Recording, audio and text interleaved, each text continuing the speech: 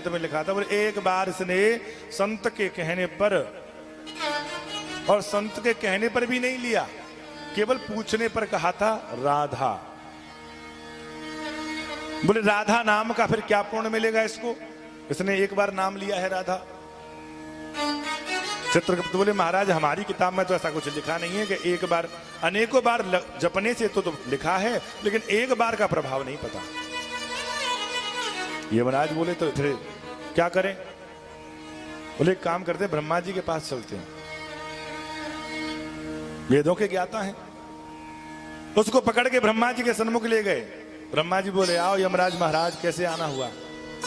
बोले आना क्या हुआ, ये एक पापी को लेकर के आए हैं, इसके जीवन भर के पाप हैं, लेकिन इसका एक पुण्य है, बस केवल इसने एक बार भूल से राधा नाम लिया था, इसका क्या पुण्य है प्रभु? ब्रह्मा जी भी वेद पलटने लगे, बोले इसका भी कोई वर्णन नहीं लिखा हुआ इसमें। ब्रह्मा जी बोले हमारे पास तो कोई उपाय नहीं है, चलो शंकर के पास चलते हैं। ब्रह्मा जी चले शंकर जी के पास, यमराज जी चले और वो लड़का भी चला। शंकर के पास पहुंचे हैं, शंकर भगवान ने स्वागत किया, आइए ब्रह्मा जी आइए यमराज महाराज, कैसे आना हुआ? यमराज ने फिर बात बतलाई। बोले ये व्यक्ति है, इसके जीवन भर के पाप हैं और एक पुण्य है केवल कि इसने एक बार भूलवश राधा नाम लिया। तो ब्रह्मा जी तो समझ नहीं पाए, महाराज आप ही बताओ। शंकर जी ने भी ध्यान लगा करके युक्ति सोची, लेकिन शंकर जी को समझ में ना आया। शंकर जी बोले हमारी भी समझ में कुछ नहीं आता जी। बोले क्या करें? बोले विष्णु भगवान के पास चलो। विष्णु भगवान के पास पहुंचे हैं। विष्णु भगवान शेषनाग की सैया पर विराजमान थे, चतुर्भुजी रूप विराजमान है, शंख चक्र पद्म विराजमान है, नाभि कमल में ब्रह्मा का स्वरूप। नारायण ने जब ब्रह्मा और शंकर को देखा, यमराज को देखा, स्वागत किया, आइए महाराज। कैसे आगमन हुआ? यमराज जी कहते हैं ये एक जीव है, इसने जीवन भर पाप किए, लेकिन एक ही पुण्य है कि भूलवश इसने राधा नाम जपा, इसका क्या प्रभाव है प्रभु? नारायण ने भी ध्यान मग्नता से कहा इसका तो भैया फल मुझे भी नहीं पता। बोले क्या करें? बोले इसका फल तो केवल वही बता सकता है जिसका नाम हो, जिसका नाम हो। मेरे नारायण ने राधा का स्मरण किया, अपनी आराध्या का स्मरण किया, राधा रानी प्रकट हो गई। बोल राधा रानी की जय हो। जय जय श्री राधे श्याम। राधा रानी प्रकट हुई हैं। श्री जी को देख करके सभी ने नमस्कार किया। श्री जी के रूप सौंदर्य को देखकर सब मोहित हो गए। और श्री जी के रूप को जब उस लड़के ने देखा जिसने भूलवश नाम लिया था राधा, अब देखते ही देखते विचार करने लगा, जिसका नाम लिया था उसका रूप कितना सुंदर है। अगर मुझे ऐसा पता होता कि जिसका नाम इतना सुंदर है उसका रूप भी इतना सुंदर होगा, तो मैं कितना नाम जपता। राधा रानी प्रकट हुई और राधा रानी ने पूछा, देवगणों आज कैसे मुझको याद किया? देवगण कहते हैं प्रिया, ये व्यक्ति है, ये जीव है, उसने जीवन पर्यंत पाप किया और इसने एक संत के कहने पर केवल राधा नाम जपा। तो मेरी राधा रानी पता है क्या कहने लगी? अरे देवताओं, जिस राधा नाम के प्रभाव से इसको ब्रह्मा विष्णु शंकर के दर्शन हो गए और मेरे साक्षात दर्शन हो गए, तब भी तुम उसका प्रभाव नहीं जान पाए। जिसका एक बार उच्चारण ब्रह्मा विष्णु का दर्शन और स्वयं मेरा नाम मेरा दर्शन करवा दे, इससे बड़ा पूर्ण कोई और हो सकता है? कि कहा कहो लगी नाम बड़ाई, और राम न सकहि नाम गुण गाई। तुम जानते नहीं हो कि वो नाम जपने से ब्रह्मा का भी दर्शन, विष्णु का भी दर्शन, शंकर का दर्शन और साक्षात स्वयं मेरा दर्शन हो गया। और राधा रानी इतनी कृपामयी है कि जब एक बार नाम जप लेती हो ना तो तुम्हारे जीवन भर के पर्यंत जितने भी पाप हैं सब काट देते हैं। तभी तो कहते हैं ओ श्यामा श्री राधे प्यारी कुन राधा नाम ओ मेरे गिनियो ना अपराध लाडली श्री राधे मेरे गिनियो ना अपराध लाडली श्री राधे मेरे गिनियो ना अपराध लाडली श्री राधे मेरे गिनियो ना अपराध लाडली श्री राधे लाडली श्री राधे लाडली श्री राधे स्वामिनी श्री राधे स्वामिनी श्री राधे गिनियो ना अपराध लाडली श्री राधे मेरे गिनियो ना अपराध लाडली श्री राधे मेरे गिनियो ना अपराध लाडली श्री राधे मेरे गिनियो ना अपराध लाडली श्री राधे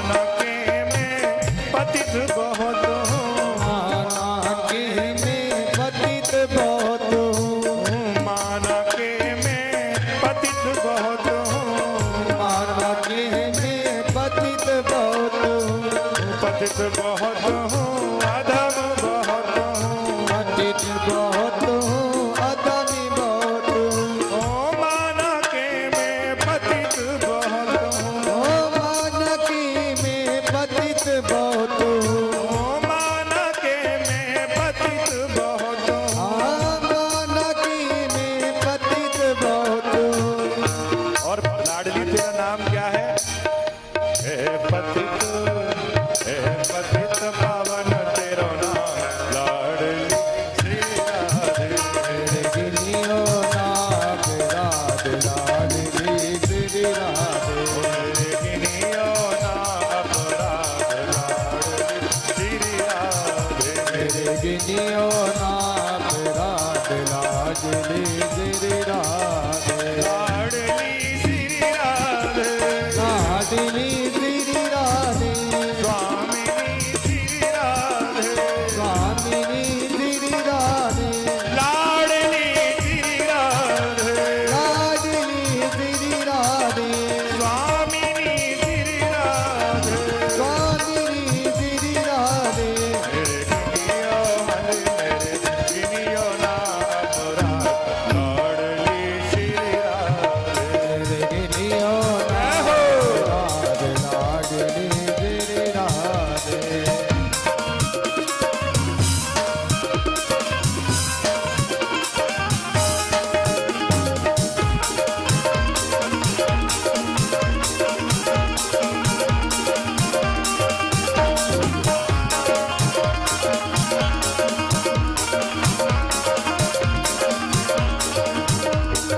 श्री हरि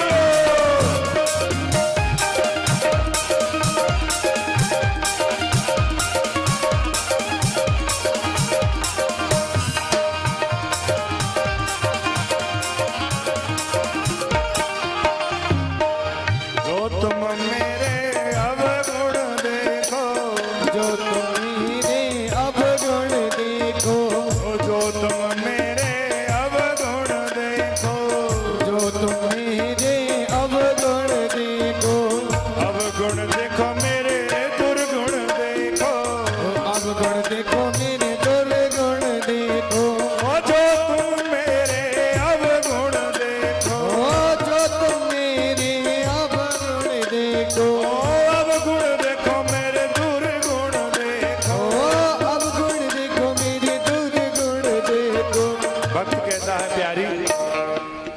मैं तो संसारी व्यक्ति हूँ, कलयुगी व्यक्ति हूँ। जीवन पर्यंत अपने परिवार के लिए धर्म करता हूँ, कर्म करता हूँ। हो सकता है कोई कर्म ऐसा हो जाए जो तुम्हारी दृष्टि में शोभनीय न हो, वंदनीय न हो, पूजनीय न हो, लेकिन आप कृपा की सिंधु हैं। अगर आप ही मेरे अवगुणों पर ध्यान दोगी तो मैं तर नहीं सकता। जो तुम मेरे अवगुण देखो, जो तुम मेरे अवगुण देखो, जो तुम मेरे अवगुण देखो, जो तुम मेरे अवगुण देखो। क्या कहता है? ना रखियो कोई हिसाब, लाडली श्री राधे। मेरे गिनियो नाम राधे, लाडली तेरी राधे। मेरे गिनियो नाम लाडली श्री राधे। मेरे गिनियो नाम राधे, लाडली तेरी राधे। लाडली श्री राधे। लाडली तेरी राधे, स्वामिनी श्री राधे। स्वामिनी तेरी राधे। लाडली श्री राधे। लाडली तेरी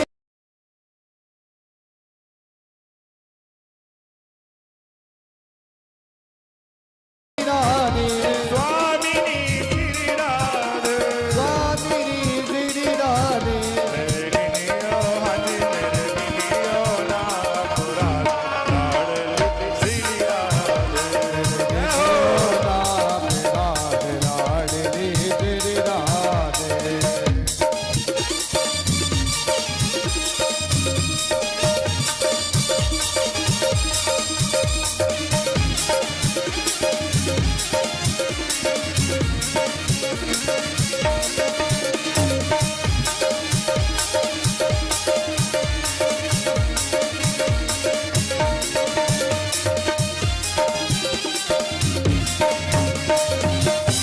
हरि बोल।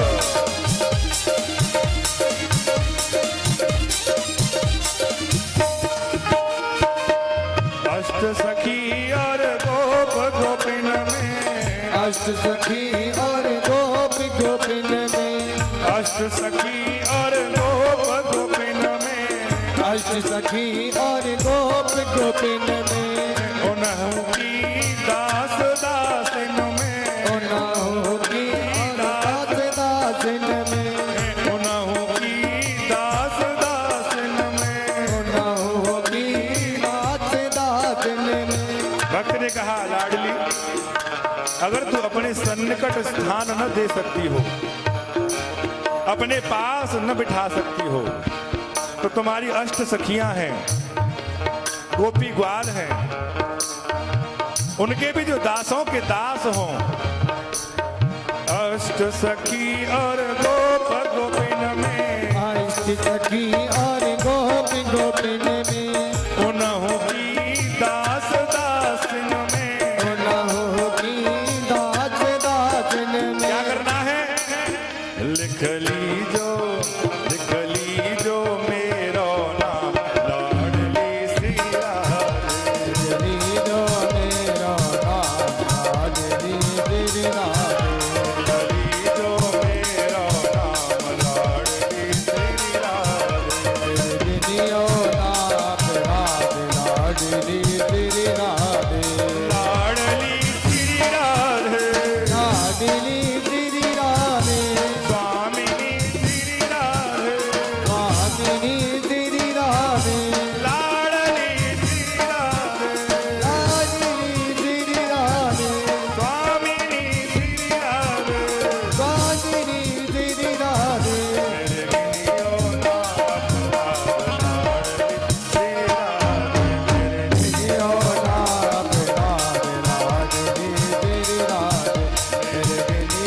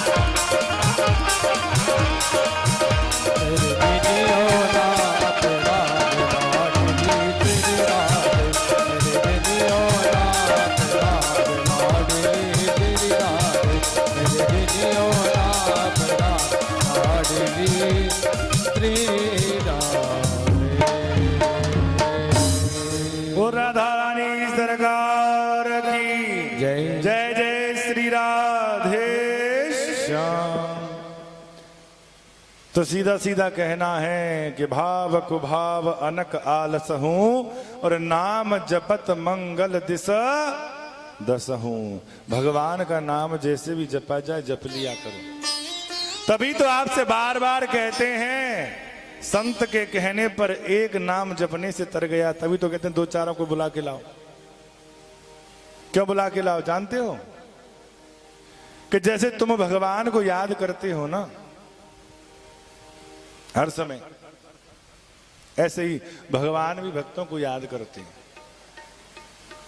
एक बार नारद जी वैकुंठ धाम में गए और वैकुंठ धाम में जाकर के देखा तो मेरे नारायण भगवान जो है ना वो ध्यान मुद्रा में थे। ध्यान मुद्रा में लगे हुए हैं और हाथ में थी एक माला। उस माला का जाप कर रहे थे नारायण। नारद जी पहुंचे हैं, नारायण नारायण नारायण। ये तो बड़ा आश्चर्य है प्रभु आज आपको देखकर। संपूर्ण सृष्टि, बड़े बड़े देवता, राक्षस पिशाच गंधर्व आपका स्मरण किया करते हैं। योगी लोग समाधि में आपका ध्यान किया करते हैं। लेकिन आज ऐसा विचित्र दृश्य पहली बार देख रहा हूं कि मेरे नारायण स्वयं एक माला लेकर के किसी का जाप कर रहे हैं। मेरे प्रभु आप किसका ध्यान कर रहे हो? नारायण के हाथ में मनकों की माला लगी हुई थी तो नारद जी ने गौर से देखा। नारद जी फिर आश्चर्य में पड़ गए। बोले प्रभु ये एक आश्चर्य और देख रहा हूं। बोले माला के जो मनके होते हैं ना, माला के जो मनके होते हैं वो समान रूप से एक जैसे होते हैं, लेकिन आपके हाथ में जो माला लग रही है उसमें जो मनकों का आकार है वो बड़ा अलग अलग है। ऐसा क्यों? ऐसा क्यों?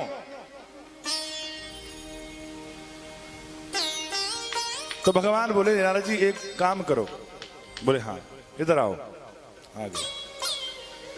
भगवान ने एक कमंडल लिया, उस कमंडल में जल भर दिया और जल भी ऐसा भरा एकदम ऊपर तक, एक भी बूंद और बढ़े तो गिर जाए। नारद जी को वो कमंडल पकड़ा दिया। बोले प्रभु अब इस कमंडल का क्या करूं? बोले काम करना, इस कमंडल को लेकर के जाओ और संपूर्ण त्रिलोकी में घूम करके आओ। नारद जी बोले इससे क्या होगा? बोले जाओ तो सही, तभी तो बताऊंगा तुम्हें। नारद जी कमंडल पकड़ के चलना प्रारंभ करते हैं तो जल हिलता है। भगवान ने कहा गिरना नहीं चाहिए एक भी बूंद। पहले तो वीणा लग रही थी, नारायण नारायण नारायण। अब एक हाथ से वीणा बजा रहे हैं, अब ध्यान जल के ऊपर है, गिर ना जाए। अब नारायण जपें तो ध्यान भटके और जल पे ध्यान दें तो नारायण छूटे। नारद जी बड़ी समस्या में। जब तक भगवान दिखते रहे तब तक तो नारायण नारायण करते रहे और जैसे ही वैकुंठ से बाहर निकले अब सावधानी पूर्वक दोनों हाथों से कमंडल पकड़ लिया। त्रिलोकी में घूम करके आए हैं, अब पूरा ध्यान कमंडल पे था, जल न गिर जाए। फिर आकर के प्रभु को दिया। बोले देखो प्रभु नाप लो, एक बूंद भी कम नहीं हुई है। भगवान बोले नारद जी आप परीक्षा में पास हो गए, आपने एक भी बूंद गिरने नहीं दी इसमें से। बोले महाराज अब तो बताओ ये मन के मोटे पतले कैसे हैं और ये किसकी माला है?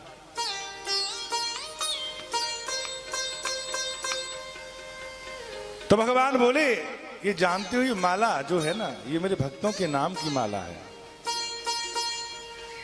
बोले भक्तों के नाम की माला? बोले हाँ, जैसे भक्त मेरा नाम जपते हैं तो जो जो मुझको ध्यान करता है ना, मेरा नाम बचता है, मैं भी उनका ध्यान करता हूं।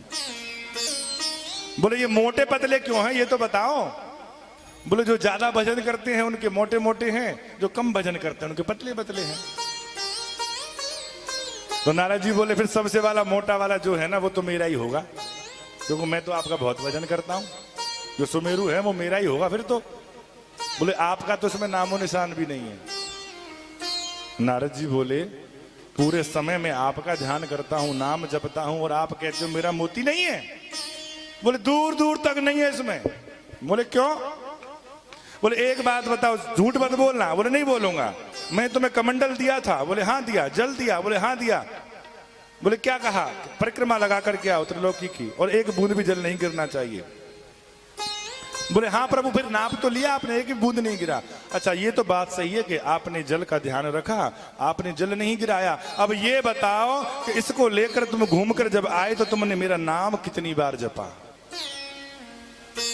नारद जी बोले चक्कर में फंसा दिया प्रभु, तुमने कमंडल ही थमा दिया कि ये जल न गिर जाए, तुम्हें नाम कहां से जपता। बोले नारद जी बस यही अंतर है तुम में उन कलयुगी मनुष्यों में। तुम्हारे हाथ में तो केवल एक जल का कमंडल था तो तुम नाम भूल गए। यहाँ पत्नी का कमंडल, पति का कमंडल, सास का कमंडल, ससुर का कमंडल, बेटे का कमंडल, परिवार का कमंडल, सारे कमंडल लटके हुए, फिर भी वो नाम जप रहा है तो तुमसे तो अच्छा है। इतने कमंडल लटके हुए हैं, उसके बाद भी वो भजन अगर कर रहा है ना एक समय भी, तो तुमसे अच्छा है। तुम्हारा तो इसमें नाम हो नहीं, तुम्हारा काम ही क्या है? भजन करने का ही तो काम है तुम्हारे पास। तो भगवान का नाम कैसे भी ले लो, पर ले लो प्यारे। सुबह ले लो, शाम ले लो, चलती ले लो, जैसे भी जपा जाए, लिया जाए, लेते रहो। कल हमने बतलाया भक्त प्रहलाद पिता का उद्धार करवाया, हिरण्यकश्यप का वध हुआ।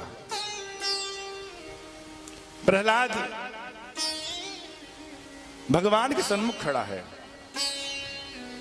भगवान क्रोध में है, गुस्से में है, कोई भी देवता उनको शांत नहीं कर पा रहा। अब जाए कौन? क्योंकि भगवान क्रोध में है। सभी देवता बोले एक काम करो। बोले क्या करें? बोले इनकी पत्नी को बुलाओ, लक्ष्मी जी को। बोले क्यों? क्या आप जानते नहीं हैं पत्नी जी के आगे अच्छे अच्छे शेर शांत हो जाते हैं? ये क्या चीज है? पत्नी जी अच्छे अच्छे को शांत कर देती है। बुला करके देखो। लक्ष्मी जी के पास गए, कहने लगे